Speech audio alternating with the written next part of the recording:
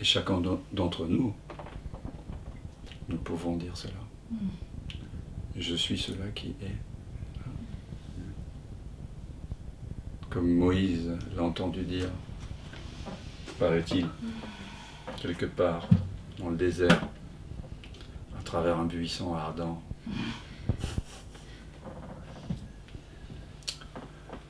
Mais le chemin ne s'arrête pas là, il commence là, le fameux chemin. D'un côté, c'est terminé, il n'y a plus de chemin. Or, en tout cas, on pourrait aussi dire que tous les chemins apparaissent maintenant en moi. Et il y en a un qu'on ne peut pas ne pas prendre quand on découvre que l'on est cet être en train d'être. C'est celui qui consiste à reconnaître les 1001 formes que cet être non-duel, que cet être unique prend. Et dans mon expérience directe, dans mon vécu, dans mes partages aussi, du coup, il me semble que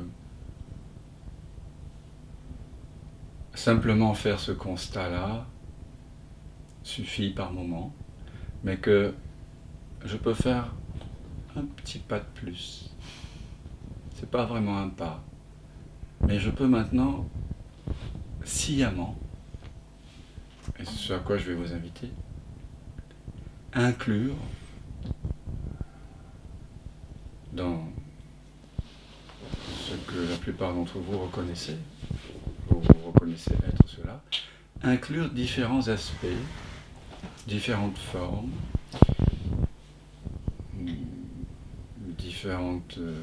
différents imaginaires, différentes croyances, différentes perceptions, qui habituellement, dans votre histoire, semblent avoir le pouvoir de vous éloigner de ce pur amour, de ce je suis qui est manifestement non manifesté, mais qui prend aussi toute forme. Donc si on veut vraiment le vivre, il faut peut-être, en tout cas on peut s'y amuser, jouer, regarder tout ce que habituellement on n'aime pas, ce à quoi on résiste, ce qu'on ne veut pas être, toutes les personnes que l'on critique, et voir ce que ça fait que d'être eux, d'endosser leur costume. Ça veut dire quoi? Ça veut dire finalement sans être en intimité vibratoire avec toutes les projections de jugement, de comparaison, de condamnation qui sont là lorsque je qualifie quelqu'un ou une attitude ou un état ou une histoire. Sentir ce que ça fait, être en intimité avec pour voir que tout ça c'est fait d'un seul et même amour.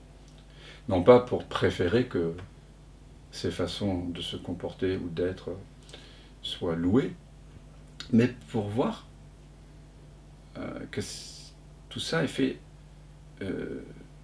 d'une seule et même substance, pour ne pas se tendre à nouveau lorsque ces formes fatalement vont apparaître dans une conversation, dans le mental, à la radio, à la télé, dans la rue, en famille. Donc, on peut sciemment maintenant, je vais vous inviter à prendre des choses qui habituellement vous rebutent, vous dégoûtent, vous insupportent, vous font peur, vous terrifient. À la mesure, bien sûr, de là où chacun aura envie d'aller. Ici, je vous invite, et après, vous faites comme vous pouvez. Et donc, il s'agit de devenir, d'être en intimité avec cela. Et après, de reconnaître qu'ultimement, je ne suis pas cela. Donc, je vais utiliser pour cela la voie du sentir en premier, pour qu'il n'y ait pas une tentative de se réfugier dans la présence, ou dans la vision sans tête, dont je suis, mais vraiment faire l'intimité avec ce qui me dégoûte, dans un premier temps, et ensuite le laisser apparaître dans la présence et se couler dans la présence, puisque c'est fait de ça. Donc d'abord la voie du sentir, ensuite la voie de la connaissance. Donc je vais vous montrer comment on peut faire, et après vous le ferez par vous-même. En vous-même. Alors est-ce que quelqu'un, si je pose la question, est-ce qu'il y a encore une petite, sait-on jamais, une petite résistance, ou quelque chose qui semble se revenir dans votre histoire, si vous êtes installé dans cette présence, peut-être qu'il y a là encore la pensée, oui mais ça ne va pas durer, je ne sais pas, ou que quelque chose, si quelque chose advenait, ça pourrait être plus difficile de demeurer dans cette présence. Et donc je vais vous inviter, dans un premier temps, à embrasser le crapaud, comme dans le conte. Voilà. Faire l'unité avec ce qui vous rebute. Et on reconnaîtra à nouveau qu'à chaque fois, c'est notre résistance à l'expérience qui crée le sentiment de séparation et la souffrance. Alors évidemment, peut-être que vous êtes installé dans la présence et qu'il n'y a rien qui semble avoir le pouvoir de vous en éloigner, et alors c'est très bien. Mais permettez-moi alors de jouer le diable, l'avocat du diable, pour vous titiller un peu, et puis on verra bien. Si vous êtes titillable, c'est que la présence n'était pas si profondément installée. Alors. Et la question du diable, mais un diablotin finalement plein de compassion. Tout irait très bien si seulement.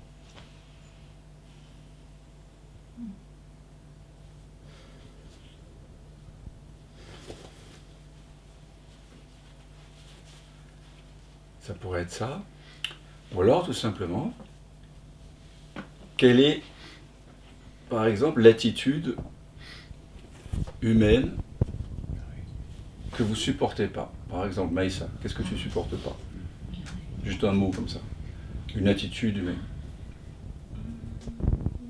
La psychorigidité. La quoi? La psychorigidité. La psychorigidité, ouais. Et toi, Anna? Peut-être la bêtise. La bêtise? Et toi? L'égoïsme. L'égoïsme. Et toi, Nicolas? La domination. Et toi? La suffisance. La suffisance. Sylvie? L'inverse de l'innocence, je sais pas ce que c'est. L'inverse de l'innocence, c'est quoi? Perversion, on dirait, non? Peut-être. De quoi? Manipulation. Ouais, là, comment on appelle ça? Une omnipotence, une Domination? Domination. Abus de ouais. pouvoir? Abus de pouvoir. L'abus de pouvoir? Ouais, peut-être, abus de pouvoir. Ouais, Ok. c'est ça. L'abus, quoi. Ouais. Et toi? Personnes qui se prennent trop au sérieux. D'accord. Comment on appelle ça? Je sais plus. Ouais. Bon, on a compris. Hein? Toi? C'est un peu comme la suffisance. Quelqu'un qui est suffisant. Suffisance. Ouais. Ouais. Qui se prend au sérieux, tout simplement. On se la pète, quoi. Qu'est-ce qui se la pète? Ouais. Non, pas forcément, juste qui se prend au sérieux. Qui se prend au sérieux. Ouais, on a chacun nos... Oui. Oui. On sait très bien de qui on veut parler, on ne donnera pas de nom. Emmanuel. Voilà, pour tout dire, c'était pas une attitude, j'allais dire la pédophilie, et après c'est devenu l'agressivité, un côté ne pas respecter quoi, l'intimité, l'agressivité. Mhm. C'est un peu ça. Un peu. D'accord. Intrusif. C'est un viol psychique. Hein? Intrusif, tu veux dire? Oui, oui. Alors je vais vous inviter, hein, vous faites ce que vous voulez. Mais je vais vous inviter à sentir ce que ça fait que d'être quelqu'un. Alors on va le faire de façon un peu paradoxale. Écoutez-moi bien. D'abord, sentez ce que ça fait que de ne pas vouloir être comme ça.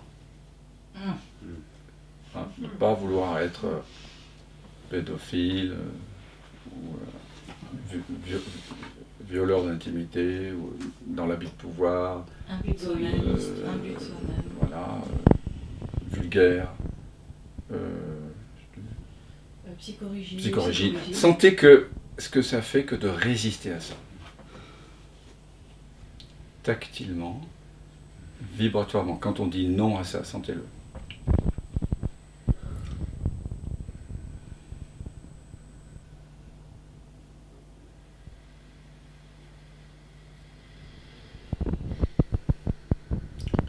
Vous sentez ce que ça fait que d'être pas vous-même, mais quelqu'un qui dit non à ça, qui n'aime pas la vulgarité, qui n'aime pas la suffisance, qui n'aime pas la domination, qui n'aime pas l'abus, qui n'aime pas les gens qui se prennent au sérieux.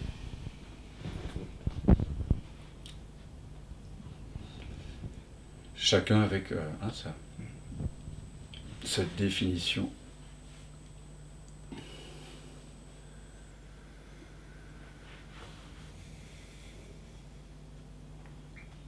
Donc vous sentez ce que ça fait que vous n'aimez pas cela. Et ça devrait être assez facile, puisque, en général, c'est cela que vous sentez. Vous résistez à cela. Ça tend votre corps quand vous y pensez, quand vous l'évoquez, quand vous rencontrez des gens qui semblent entrer dans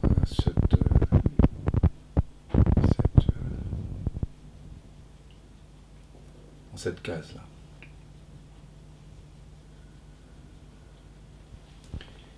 Donc sentez ce que ça fait, tactilement, sensoriellement, vibratoirement, que de résister à cette façon d'être là.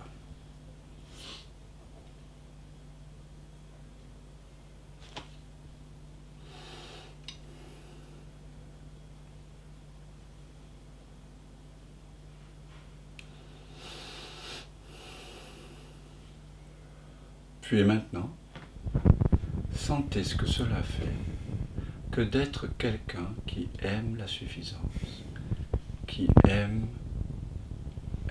se comporter de façon abusive, violente, qui aime se sentir psychorigide, tout-puissant, qui aime cela, qui aime les gens qui sont comme ça. Si vous êtes acteur, vous êtes obligé de jouer ce rôle-là sur scène. Et si on regarde un peu l'actualité, ou si on regarde un peu le monde, tout simplement, on voit bien qu'il y a des gens qui prennent plaisir, d'une certaine façon. Donc, sentez ce que ça fait d'être quelqu'un qui aime cela, qui désire se comporter et être comme ça.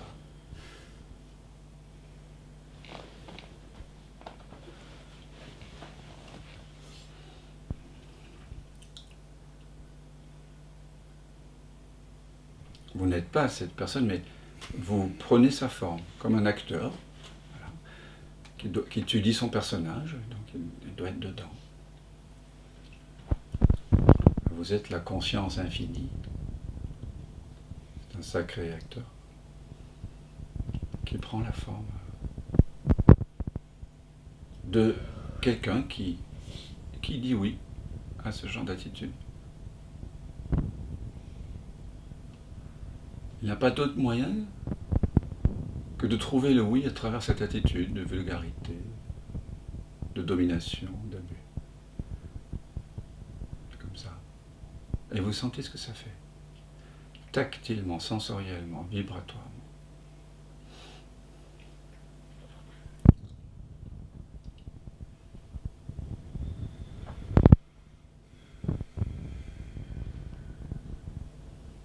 Et vous entrez en intimité tactile, vibratoire avec cette façon d'être.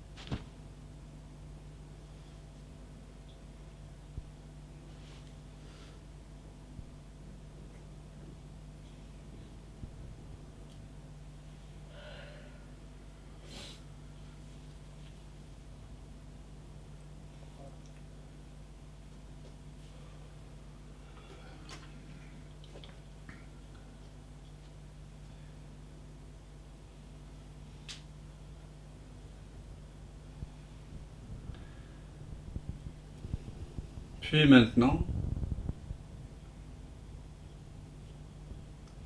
vous étendez votre attention au-delà de ces deux façons d'être, de ces deux représentations, de la résistance et du désir. Vous étendez votre attention au-delà de toutes ces formes, de toutes ces croyances. Vers le haut, vers le bas, devant, derrière, à droite, à gauche, dans toutes les directions. Au-delà des limites ultimes de ces croyances, impressions, sensations. Et au-delà de toute forme, ou en deçà de toute forme, vous retrouvez à un moment donné du vide. Cet espace qui contient toute perception. Cet espace conscient dans lequel, sans effort, tout se déroule déjà.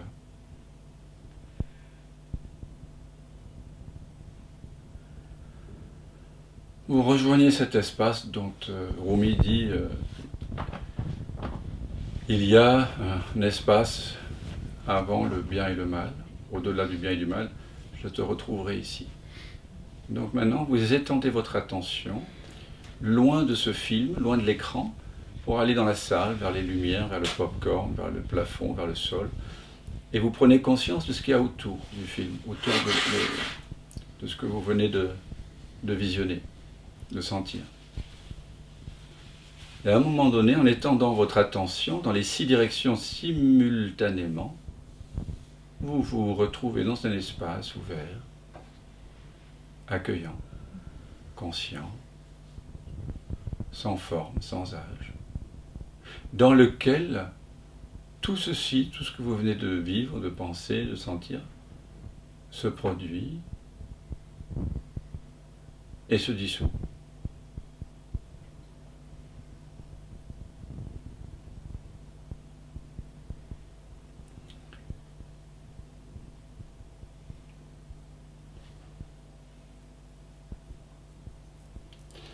Et puis vous reconnaissez, à partir de cet espace,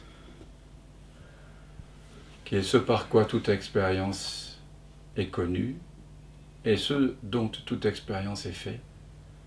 Tu reconnais que tu es cela, cet espace ouvert. Tu n'es pas ni le désir, ni la peur. Et vous laissez se dissoudre les images, les sensations, les impressions, dans cet espace qui est sans dimension.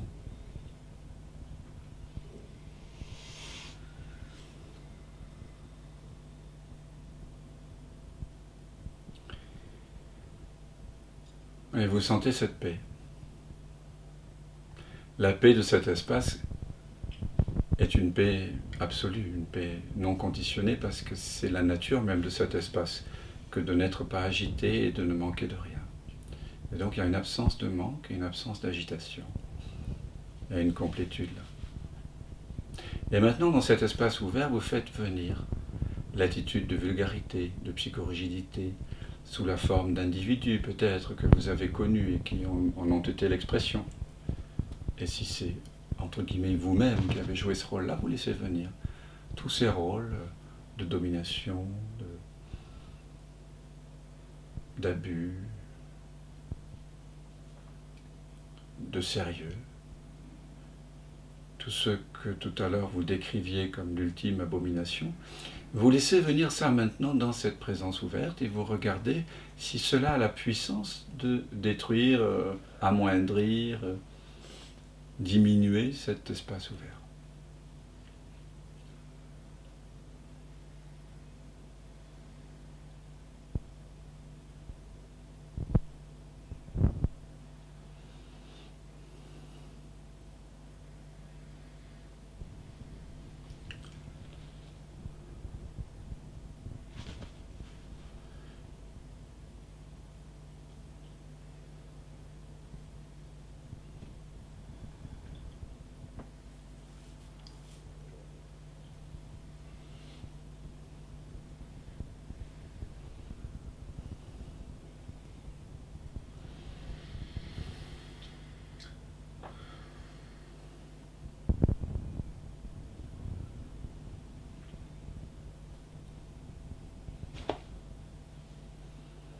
Et maintenant que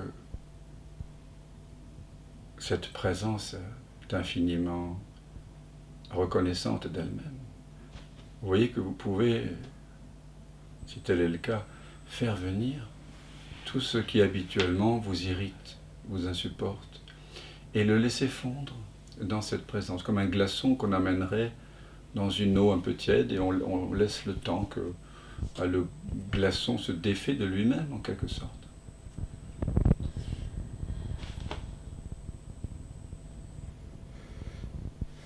Je dis dans une des dernières chansons qui me sont venues,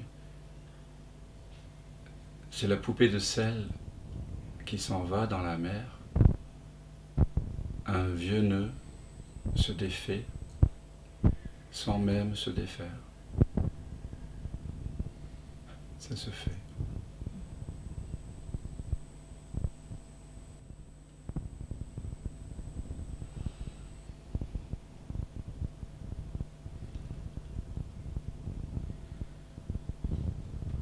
Mais il me semble très important de jouer un petit peu avec ce qui nous fait peur, avec ce qui nous irrite, avec ce qui nous insupporte, avec ce qui nous déstabilise, nous désarçonne.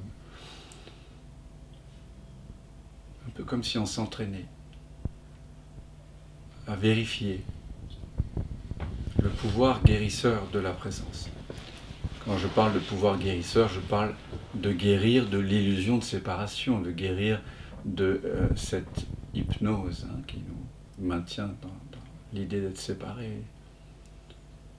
Et de voir que tout peut être accueilli. Et si, à un moment donné, il y a quelque chose qui semble ne pas pouvoir être accueilli, alors vous pouvez, par exemple, à nouveau, soit sentir ce que ça fait que de résister à accueillir, puis désirer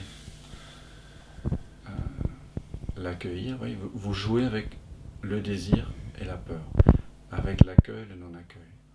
C'est une autre façon d'entrer en intimité avec quelque chose.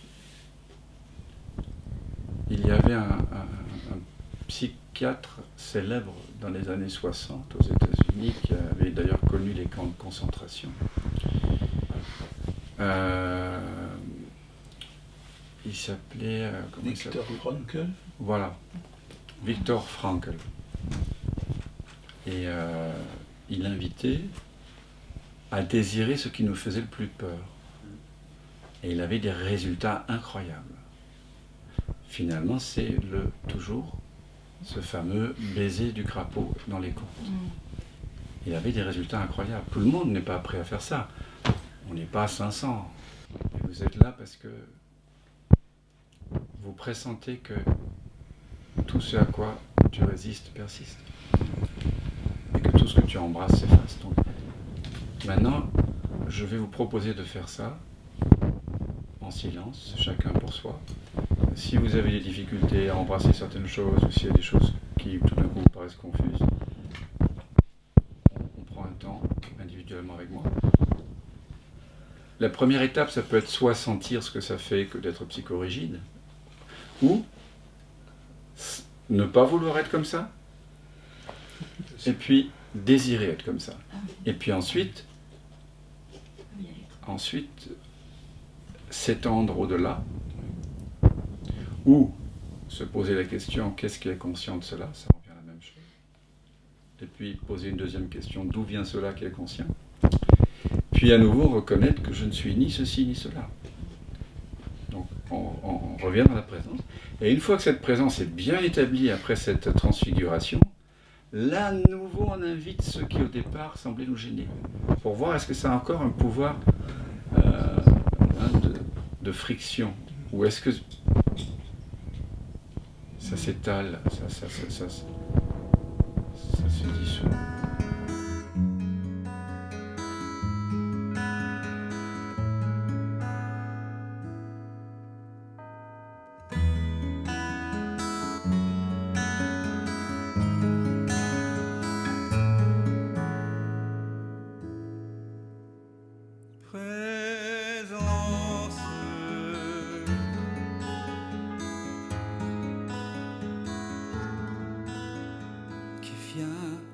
qui vient de l'absence.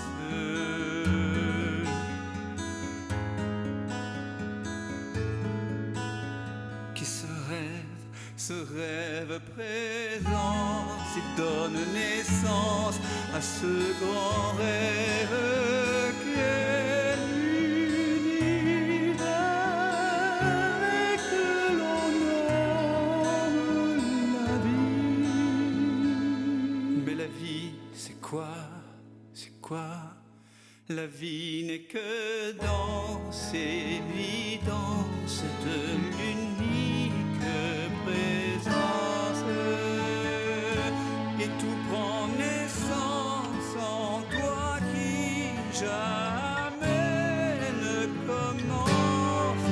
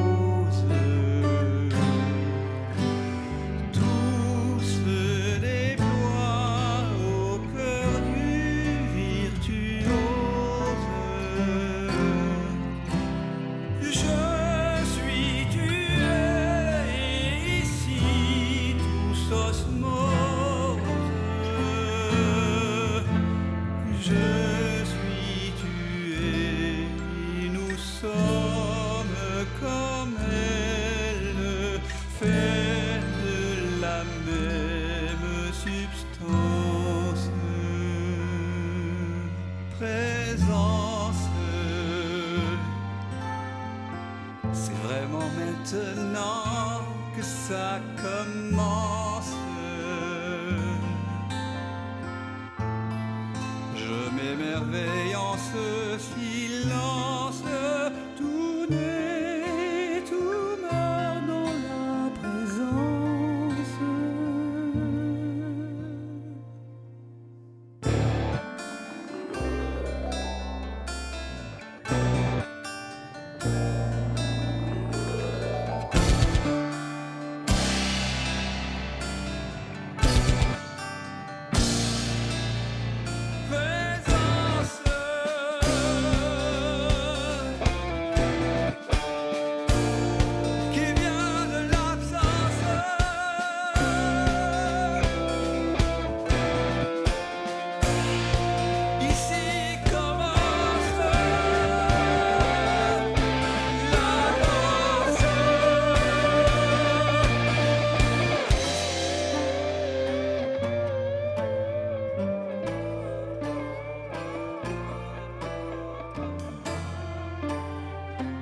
J'ai tant cogné à ta porte pour te connaître, vérité.